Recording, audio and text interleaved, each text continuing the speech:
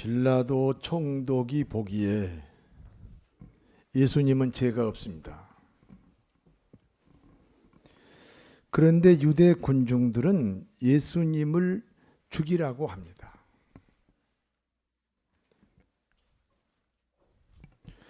빌라도는 예수님을 죽이라고 소리 지르는 유대 군중들을 이해할 수가 없습니다. 유대인들은 자기들끼리는 동족애가 유난히 강하고 이 부인에 대해서는 배타 정신이 뚜렷한 사람들입니다.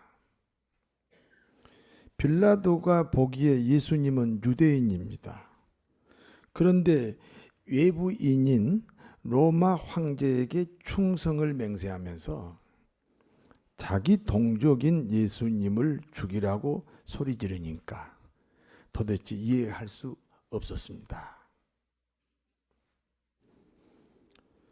유대 나라는 유월절 명절이 되면 제수 한 명을 사면시켜 석방합니다. 빌라도 총독은 유월절 전통을 이용해서 예수님을 살리고 싶었습니다. 당시 최고 흉악범 바라바가 있습니다.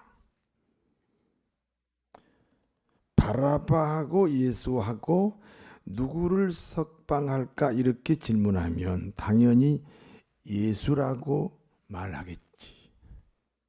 왜냐하면 이 바라바는 보통 흉악한 사람이 아니거든.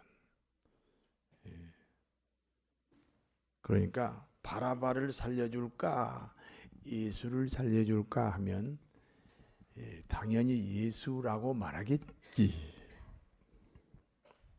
이렇게 생각했습니다. 그래서 빌라도가 유대 군중들에게 제안합니다. 바라바냐 예수냐. 그때 군중들의 대답입니다. 바라바요. 예수를 십자가에 못 박으세요. 바라바를 살리고 예수를 죽이세요. 통치자는 여론을 거스르지 못합니다. 예수님을 죽이라는 것이 당시의 주된 여론입니다.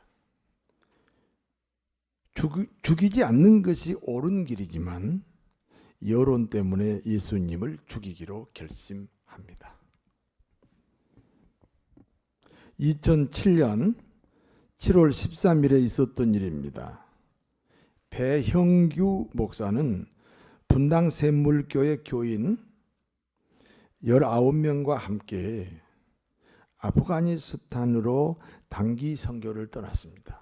기억이 나시나요? 다음 날 카불에 도착하여 현지에서 활동하는 선교사 3명과 합류했습니다. 총 22명이 되었습니다. 2007년 7월 19일 카불에서 칸타하르로 이동하던 중에 이슬람 과격주의자 텔레반에 의해서 22명이 전원 납치됐습니다.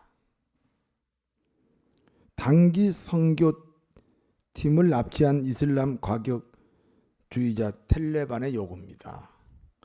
아프가니스탄에 주둔하고 있는 한국군 철수와 아프가니스탄 정부에 의해서 수감 중인 탈레반 전원을 석방하라는 겁니다.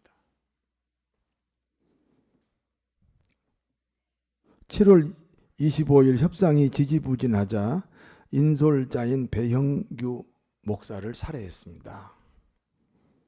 그리고 7월 30일 심성민 씨도 살해했습니다. 다행히도 협상이 잘 이루어졌으므로 20명 중에 여자 2명을 먼저 석방하고 나머지 18명도 무사히 석방을 했습니다. 이 일에 대해서 샘물교회는 엄청난 비난을 받았습니다. 담임 목사는 뛰어나다시피 물러났습니다. 물론 지금은 다시 목회를 하고 계십니다. 그 당시 이야기입니다. 그 교회는 존폐 위기에 처했습니다. 누구든지 이제 샘물교회는 이제 없어지나 보다, 그렇게 아주 심한 비난을 받았습니다. 한국 교회도, 한국 사회도 샘물교회를 비난하는 여론뿐이었습니다. 그리고 11년이 지났습니다. 한 명의 목사와 한 명의 청년이 피를 흘리고 죽은 카라바그 그 지역은 지금 선교 사역이 활발하게 진행되고 있습니다. 절대 불가능이라고 하는 이 아프가니스탄에서의 선교가 그 순교한 그 지역에서부터 지금 활발하게 진행되고 있습니다. 순교의 피가 전도의 기적을 이루었다, 그 말입니다. 당시 여론은 아프가니스탄은 여행 금지 구역이므로 가지 말아야 한다는 겁니다. 여러분 잘 생각해 보세요. 주님은 기독교인이 전도를 하기 위해서 가지 말아야 할 곳이 있다고 그랬어요? 없다고 그랬어요? 없어요. 우리 예수 믿는 사람은요, 전도를 위해서, 영혼 구원을 위해서는 가지 말아야 할 지역이 없어요.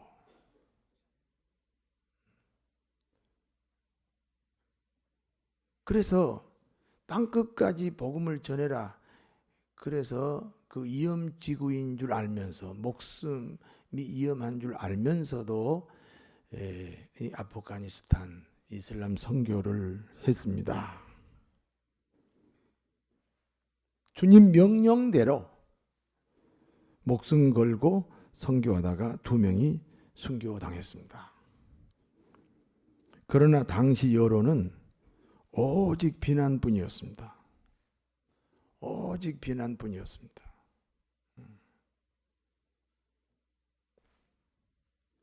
얼마 전에도 우리 총회에서 이단 사이비 대책위원 이단 사이비 대책에 대한 세미나를 하는데 누가 질문했어요. 인터콥이 어떤 곳이냐. 그러니까 그 파키스탄에서 인터콥이 선교하다가 죽었다. 그러니까 잘못됐다. 야, 그런 대답을 하는 걸 보고 내가 깜짝 놀랐어요. 저분이 어떻게 목사들을, 장로들을 지금 이단 사이비 대책 세미나 강사로 왔나. 아니, 영혼 구원하다가 선교하다가 죽었으면 우리도 그래야 되는데 못해서 가슴이 아파야지. 그러니까 잘못됐다. 이게 지금 한국 교회의 실상이에요. 이렇게 가면은 영국처럼, 영국이 기독교 종주국이고 독일이 기독교 종주국인데 거기 지금 2%도 안 돼, 기독교인이. 이제 우리도 지금 그렇게 가고 있어요. 여러분, 그 텔레비전은 조금 낫지만 그 핸드폰이나 뭐 인터넷 같은 데에 교회 뉴스 같은 거 있잖아요. 그게 다 가짜 뉴스예요. 안티 기독교, 교회를 허는 뉴스예요. 지금 한국 교회나 한국 사회가 교회에 대한 여론이 나빠요. 그런 여론에 편승하면 안 됩니다. 믿습니까?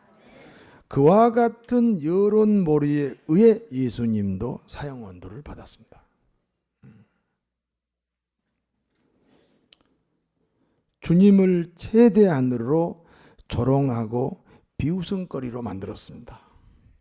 가시나무를 엮어 관을 만들어 머리에 씌우고 자색 옷을 입혔습니다. 왕이 쓰는 왕관을 가시로 만들어서 씌우고 흉내를 내고 왕이 입는 옷을 입혀서 흉내 내면서 비웃었습니다. 유대인의 왕이라고 부르면서 주먹으로 때리고 얼굴에 침을 뱉었습니다. 빌라도의 판결문입니다. 예수는 죄가 없다. 그러나 나는 유대인들의 여론에 의해 사형을 선포한다. 로마 총독 빌라도가 사형을 선포하니까 그 집행은 로마 군인들이 해야 합니다. 로마 군인들은 예수님에게 십자가를 짊어지게 합니다. 주님은 십자가 지시고 골고다를 올라가셨습니다. 자전거로 성지순례했던 때가 있었습니다. 여리고는 해저 400m, 예루살렘은 해발 840m. 그러니까 여리고에서 예루살렘은 34km를 계속해서 올라가는 길입니다. 우리 일행은 자전거로 여리고에서 예루살렘까지 올라왔습니다. 34km를 계속 올라가고 또 올라가는 거예요. 힘들었겠어요? 힘 안 들었겠어요? 힘이 든 정도가 아니에요. 사생결단으로 34km를 올라왔습니다. 그래도 내 딴에는 자존심이 있잖아. 중간에 나고 하면 이 자존심이 뭐라고. 제가 34km를 아주 그냥 사생결단하고 예루살렘까지 올라왔습니다. 그리고는 그 자전거를 어깨에 메고 예수님이 걸어가신 골고다 언덕을 올라갔습니다. 우리 그때 대학생이 3명, 교수가 10명, 그리고 나머지 목사가 한 4명. 그런데 그 대학생들이 그 예수님이 그 골고다 언덕이 아주 가파른 언덕길이거든요. 이제 예수님은 십자가를 메고 올라갔잖아요. 우리는 십자가 대신 자전거라도 메고 올라가자. 그러고 올라가는데 이 대학생들이 막 엉엉 우는 거예요. 나도 울어야 되는데 난 눈물이 안 나오는 거야. 내가 그만큼 내가 영성이 죽었나 보다. 그럼 억지로 울려고 노력을 하니까 조금 나왔어요. 조금 나왔어. 엉엉 우는 거 보고 내가 얼마나 부러웠는지 몰라요.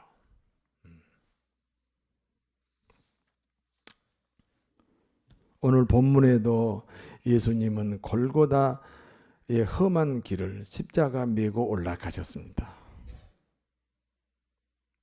그리고 마침내 주님은 십자가에 매달리셨습니다.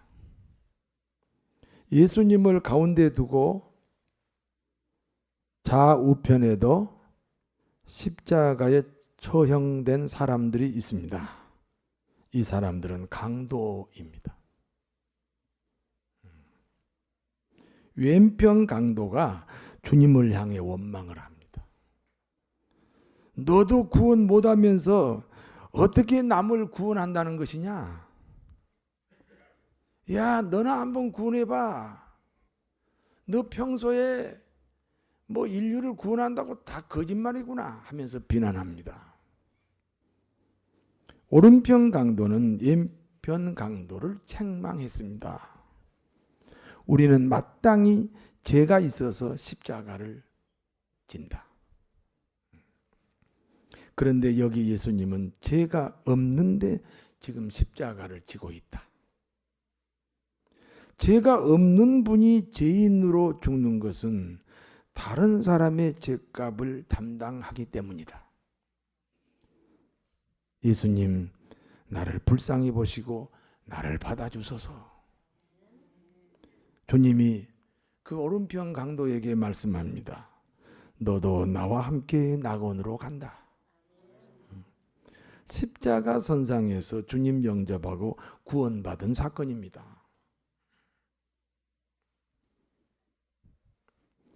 빌라도 총독이 예수님 머리 위에 패를 써서 붙였습니다. 유대인의 왕이라는 글자입니다. 히브리어와 로마어와 헬라어로 기록했습니다. 군인들은 예수님의 옷을 제비 뽑아 가져갔습니다. 주님은 지금 피를 흘리고 계시잖아요. 인간의 몸이 70%가 물이래요. 그 예수님은 지금 자기 이 몸 안에 있는 모든 물을 쏟으시고 예수님은 지금 우리 죄를 대신 사하기 위해서 지금 피를 뚝뚝뚝 흘리고 계십니다. 바로 그 십자가 밑에서 자기 이익을 위해 다투는 사람들이 있습니다. 로마 군인들입니다. 예수님의 옷을 서로 가지려고 제비를 뽑습니다. 교회 안에서 자기의 이익만을 구하는 사람들의 모습입니다. 사랑하는 성도 여러분, 우리 신앙이란 하나님의 이익을 위해서 사는 겁니다. 그런데 나 자신의 이익에 급급하는 그런 믿음을 가졌으면 이 시간에 버려야 됩니다. 마치 예수님이 지금 십자가에 매달려 계시는데 그 밑에서 말이죠. 그 옷 서로 갖겠다고 제비 뽑는 그런 군인의 모습이 우리의 모습이 되서는 안 됩니다. 믿습니까? 겟세마네 동산에서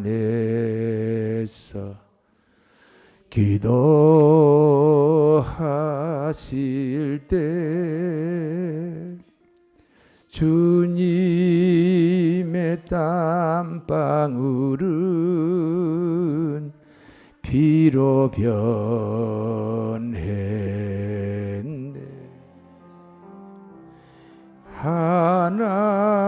하나님을 거역한 나를 위하여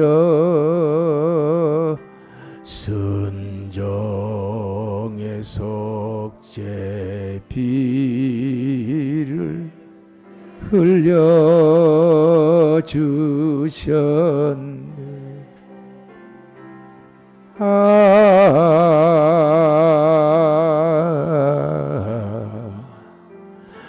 주의 사랑 깊고 크셔라.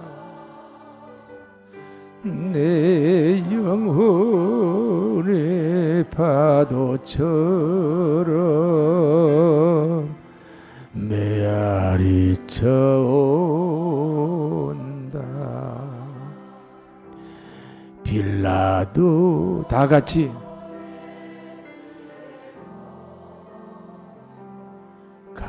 가시관 쓸 때 주님의 온 얼굴은 피로 젖었네.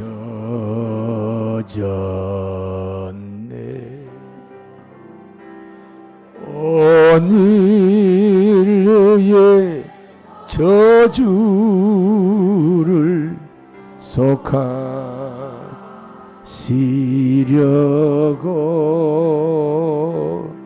저주의 가시제로 관을 쓰셨네. 다 따라서 부르셔야 돼요.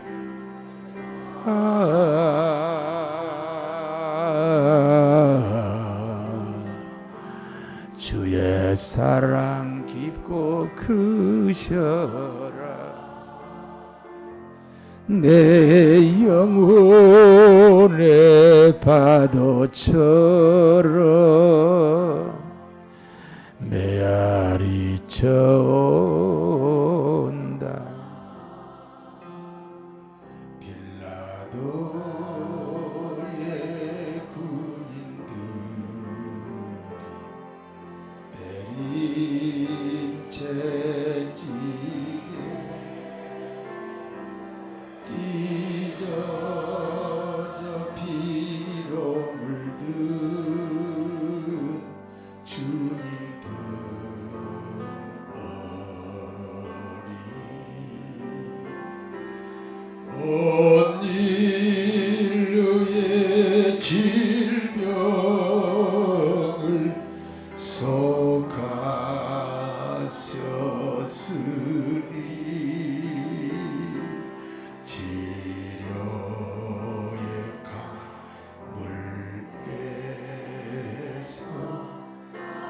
주의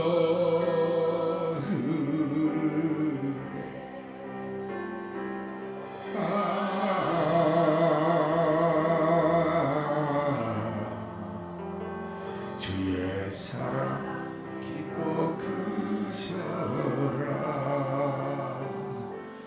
내 영혼의 파도처럼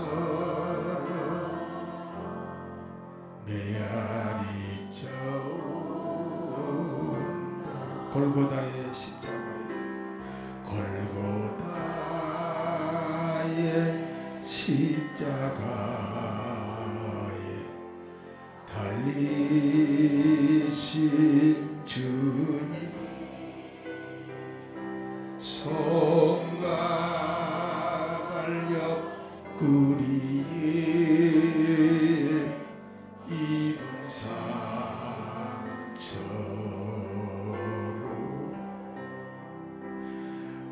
온몸에 물과 피를 다 흘리셔서 멸망의 죽음에서 날 건지셨네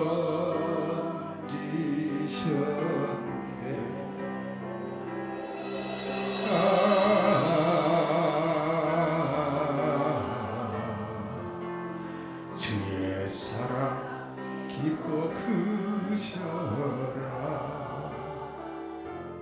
내 영혼의 파도처럼 메아리 저온다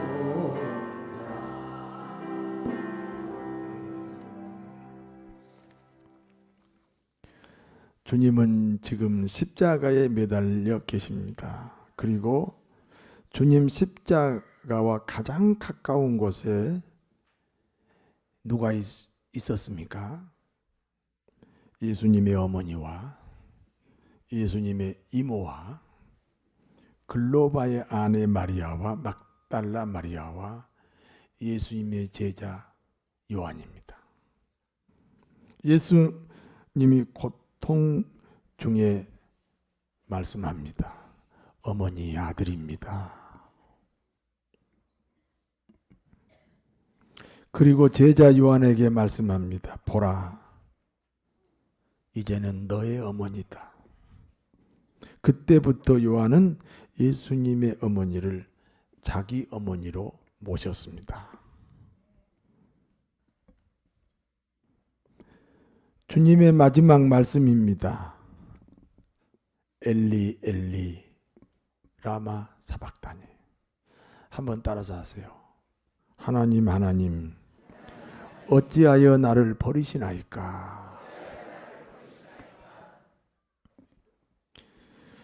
인류의 죄를 몽땅 뒤집어 쓴 예수를 하나님이 버린 겁니다.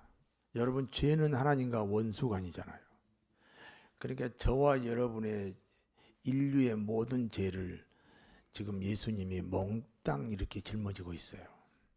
하나님이 예수님을 버린 거예요. 예수님과 등을 돌린 거예요. 그 예수님과 하나님이 서로 단절되었어요. 그 고통이 견딜 수 없을 만큼 컸다는 거예요. 여러분, 예수님이 이렇게 손바닥에 큰 못이 박혔죠. 양손에 못이 박혔어요. 그 다음에 발목에도 못이 박혔어요. 그리고 그 가시 면류관을 머리에 씌웠어요. 머리 깊숙이, 뼛속 깊숙이 그 가시가 박힌 거예요.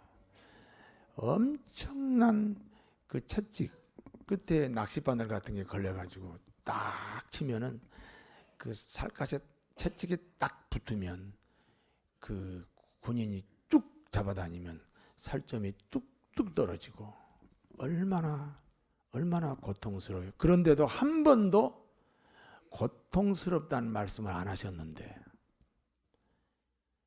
하나님이 예수님을 애면하니까, 죄 때문에, 우리의 죄 때문에 하나님의 예수님을 등을 돌리니까 그 고통이 컸다.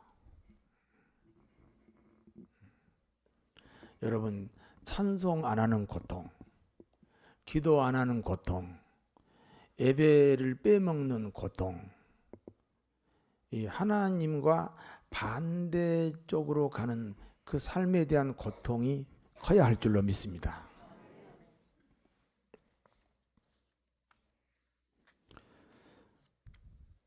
주님은 엘리 엘리 라마 사박다니, 하나님 하나님 어찌하여 나를 버리시나이까 절규 하셨어요. 그 고통이 너무 견딜 수 없었어요. 여러분, 사랑하는지, 남편하고 아내가 사랑하는지 안 사랑하는지 언제 아는지 아세요? 뭐 생일날 무슨 금반지 해주니까 뭐 사랑을 확인한다? 천만의 말씀입니다. 서로 싸워봐요. 싸워본 다음에 서로 부부가 싸웠으니까 지금 현재는 지금 서로 연결이요, 단절이요? 그때 아픔이 크면 사랑하는 거예요.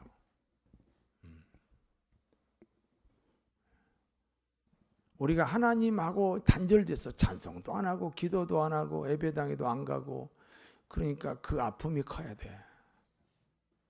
믿습니까? 그러면서 예수님이 내가 목마르다 이렇게 말씀하시고 그 영혼이 떠나가셨습니다. 여기까지가 본문의 내용입니다. 이 본문이 주는 교훈입니다. 첫 번째, 예수님의 죽음과 그리스도인의 죽음의 관계입니다. 여러분, 그리스도인이죠? 모든 사람은 죄인입니다. 그리고 죄 값은 죽음입니다. 내가 지은 죄값은 내가 치러야 됩니다. 내가 죄를 짓고 예수님이 죽어라, 그건 잘못된 거예요. 내가 지은 죄값은 내가 치러야 됩니다. 그런데 이 죄값을 치를 수가 없어요. 치르면 죽어버리니까. 그러므로 예수님이 하나님이지만 인간으로 오셔서 내 죄값을 치르셨습니다. 내 죄값을 치르시기 위하여 죽으셨습니다. 믿습니까? 그러므로 예수님의 죽음을 나의 죽음으로 고백해야 됩니다. 예수님의 죽음을 누구 죽음으로? 나의 죽음으로 고백해야 돼요.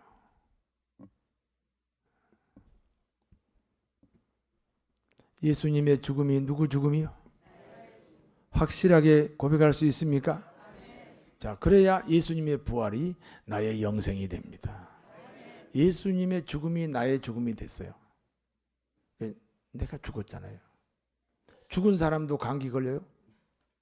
죽은 사람도 암에 걸려요?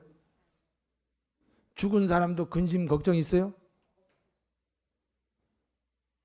예수님과 함께 예수님의 죽음이 내 죽음이다 고백할 때 인생의 모든 저주가 끊어지고 예수님의 부활이 내 영생이다, 새로운 삶이 시작됩니다. 새 인생이 시작됩니다. 그 고백이 사랑하는 교우들에게 있게 되기를 바랍니다. 두 번째입니다. 그리스도인이란 예수 그리스도를 따르는 사람들입니다. 예수님이 지상에 계실 때 항상 그 곁에는 사람들이 있었습니다. 예수님이 출생할 때, 마구간에서 태어날 때 그때 주위에 사람들이 있었어요. 예수님이 기적을 베푸실 때, 예수님이 물 위로 걸어가실 때, 예수님이 풍랑을 잔잔하게 하실 때,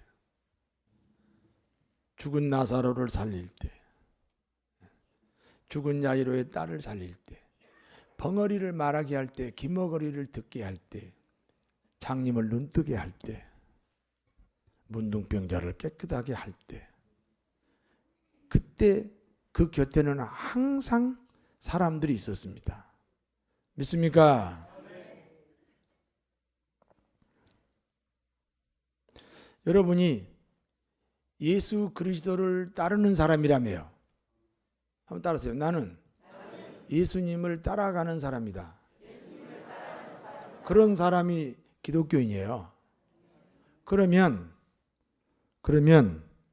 예수님 곁에 사람들이 있었잖아요. 그 사람 중에 하나가 누구라 해야 돼요? 나라 해야 된다. 아멘. 믿습니까? 예. 거기 어떤 사람이 있어요. 그러면 그 중에 한 사람이 나다 라고 고백해야 주님을 따르는 사람이고 그리고 그리스도인이다 이 말입니다. 예수님이 십자가에 매달려 계실 때도 거기까지 따라가야 됩니다. 예수님이 십자가에 매달리실 때 거기까지 따라가야 돼요. 그런데 그때는 다 도망갔어요? 안 갔어요? 다 도망갔어요? 안 갔어요? 아니에요. 따라온 사람이 있어요. 누구죠? 왼편 강도는 주님과 함께 있으면서 주님을 거절했고 오른편 강도는 주님과 함께 있으면서 주님을 영접했습니다. 그러니까 나는 십자가까지 따라가는 신자다. 그러려면 나를 누구라고 고백해야 돼요? 강도라고 고백해야 돼요. 자기 발견이죠. 예수님은 말씀하시기를 나는 의인을 부르러 온 것이 아니라 죄인을 부르러 왔다. 나를 죄인이라고 고백해야 사죄의 은총이 있어요. 나를 강도라고 고백해야 하나님 우리를 의롭다고 여기신다 이 말입니다. 여러분 주님을 따르는 기독교인입니까? 그럼 어디까지 따라가야 돼요? 십자가 선상까지 따라가야 돼요. 거기까지 따라가려면 나를 누구라고 고백해야 돼요? 강도라고 고백해야 돼요.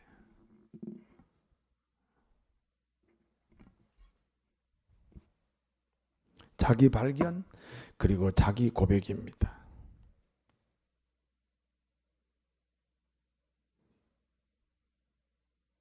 나 자신을 강도라고 하는 죄인이라고 하는 이 자기 발견을 통해서 천국 가는 그리스도인 되시기를 바랍니다. 세 번째입니다. 예수님의 죽음과 부활은 하나라는 사실이에요. 어떤 사람은 자꾸 죽음과 하나 되라 그러니까 막 좌절하고 낙심하고 막 나중에 시험 들고 막 그냥 여러분 죽음과 부활은 하나예요. 예수님이 죽으시고 부활하셨죠?